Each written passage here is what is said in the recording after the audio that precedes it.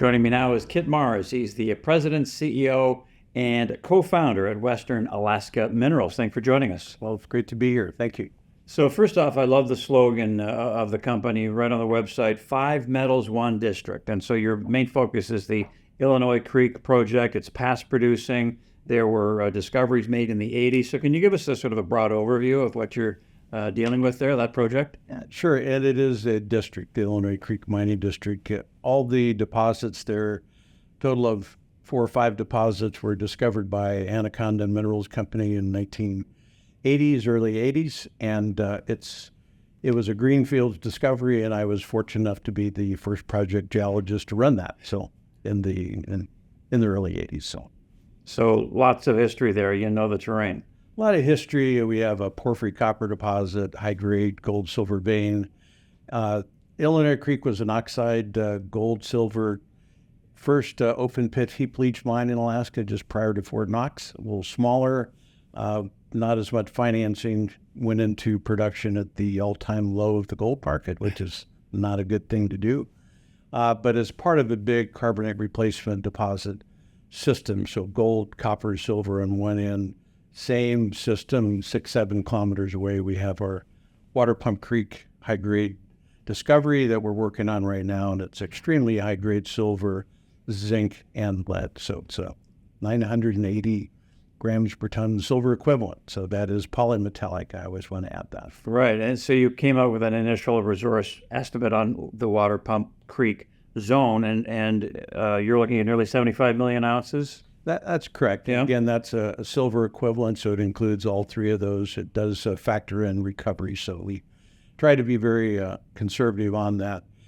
That is a result, and really the initial resource. I want to make that very clear. We've only been drilling a little over 2 years. Waterpump Creek started in 2021. Prior to that, we worked on a copper deposit and the oxide gold. And but when we drilled into hole 2109, 10 meters, extremely good grade, 580 grams silver, plus about 25% combined lead zinc. So the margin on that is so high and getting higher with the current metal prices, much more economic to mine than a lower grade heap leach gold mine. So that's where our focus is today. Great. And so how have you gone about identifying targets for the 24 season? What have you done so far? What are the plans for drilling this year? So exploration has gone on our property again since Anaconda was there in the 1980s. Nova Gold for 2 years in 2005 and 6. A lot of geologic data, geophysical data, soil surveys done over in different places. Now we've been assembling all that together, and a lot of geophysical work. So in 2022, we ran a very large resistivity program. It's called CSAMT.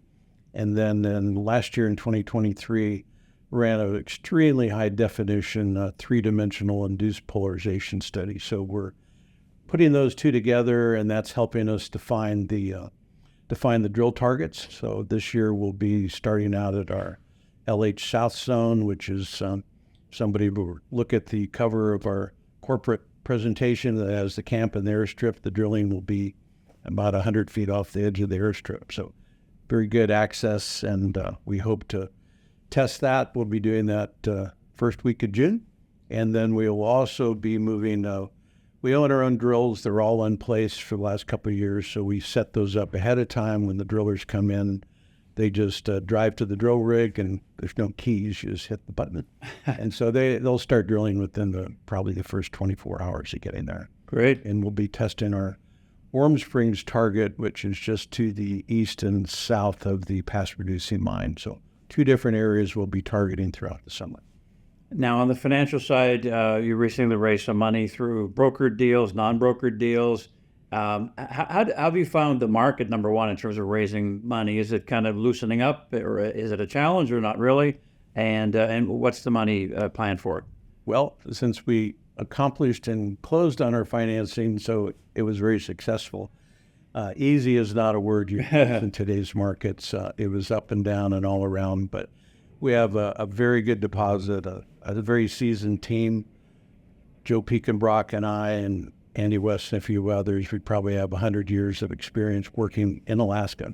So we know what we're doing running a project. It was decided last year we actually registered a shelf prospectus for the first time. So we just had the ability to tap the market quickly if for some reason prices would actually start going up. And that happened in March, right after PDAC. So we took advantage of that and then had a parallel private placement. One of our larger shareholders, Crescat Capital out of Denver, is a fund, and they like to invest after they can close the monthly books. And then we have a lot of European investors that, for various reasons, don't have Canadian accounts, like to participate in the private placement. So we raised about $8.6 million, which was very excited about that, fully funding our drilling program, and that's where the money's going to go. We try to put as much in the ground as we can. Great. And we often run across the Crescat name in our travels, so very, very familiar name there. And just to wrap it up here, Kit, in terms of the investment case, you mentioned the seasoned team, lots of experience in the area, boots on the ground. And you've got a prop here you want to show, too, before we even get to that. No, it's part of that story. Okay. It's really the investment theme, and I do like to bring this along so the cameraman has something to always... Yeah. It's a beauty. Example of the high grade. When we talk about high grade, if you're in a gold mine, that may mean you actually see gold once in a while. But here, you're either in very high grade massive sulfides, sphalerite, galena, all the silvers in the galena, or you're in the white dolomite. So it's a clear cut. It's an easy mining situation underground because it's large volumes, very concentrated bulk mining techniques. But grade is really the key from a margin standpoint. This rock, well, before the prices started changing, was around $500 a ton, probably $600 now. And your mining costs are maybe $140 a ton. So our key is quality ounces. We don't go, our cutoff grade is 200 grams per ton silver equivalent. It could be 300 or 400, and it wouldn't change the resource one bit. So that's the key. And ultimately, when you have a very high margin deposit, that means a very fast payback. And that means you hopefully will be able to finance the development of it a lot easier than a larger project.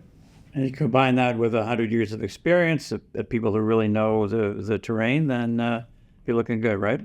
I think so. It's called exploration for a reason. If you knew what was there, you wouldn't have to drill. So we will put our experience together.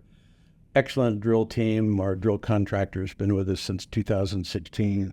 We have 75% of the drillers and helpers return every year. And we have our own local hire program with the local Navy Alaska villages training drill helpers. And that's all put that together, and we have a great team. All right. Thanks, Kit. Good luck with everything. Okay. Well, thank you. Good stuff. Kit Mars, Western Alaska Minerals.